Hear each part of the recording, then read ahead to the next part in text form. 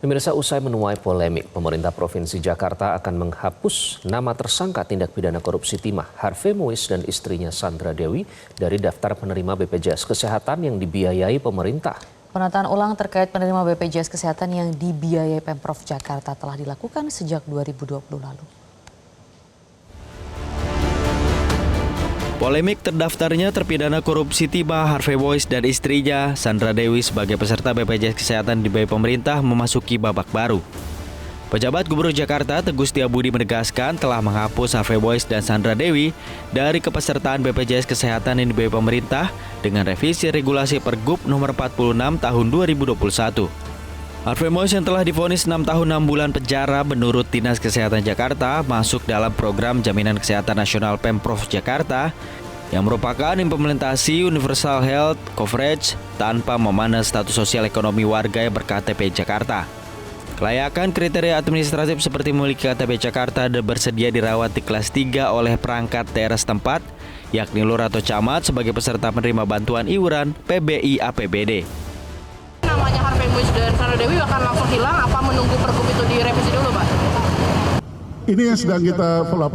Logikanya adalah kalau untuk Pak Harvey Mois dan Ibu Sandra Dewi atau katakanlah yang warga yang seperti itu masuknya bukan kepada CKN yang dibiayai PBI gitu ya, tapi itu adalah yang mandiri. Harusnya itu adalah mandiri. Sementara itu, Kepala Humas BPJS Kesehatan Rizky Anugrah membenarkan bahwa Harvey Mois dan istrinya Sandra Dewi tercatat sebagai peserta yang didaftar dan iurannya dibayarkan pemerintah daerah atau disebut segmen pekerja bukan penerima upah dengan persyaratan tidak harus masyarakat tidak mampu, melainkan seluruh penduduk yang belum terdaftar sebagai peserta program JKN dan bersedia diberikan hak kelas 3.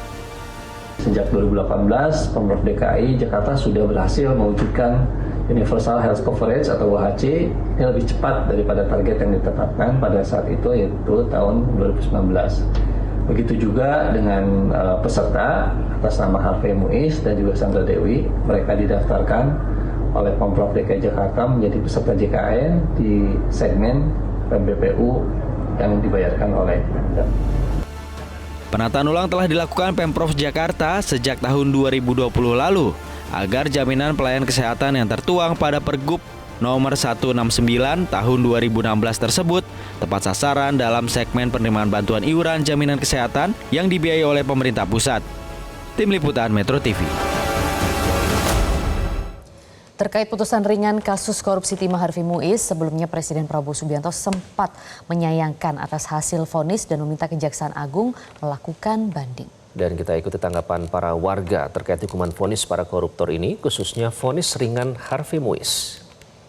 Kami sebagai masyarakat sangat berharap di bawah kepemimpinan Bapak Prabowo, korupsi ini akan semakin diberantas karena rakyat membutuhkan kemakmuran. Harapan kita semua bahwa di ke depan korupsi akan semakin diberantas dan tidak ada tebang pilih.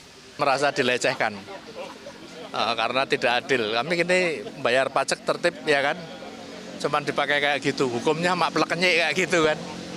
Ya harapannya sih hukum berlaku secara lebih adil ya.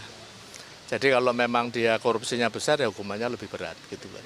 Pasti untuk penegakan hukum baik tingkat parlemen, DPR, jaksa, hakim, ya baik pun kepolisian untuk berbenah-benah lah yang pasti untuk melakukan suatu RUU yang pasti untuk lebih penegasan, apalagi termasuk adanya Tipikor ini ya.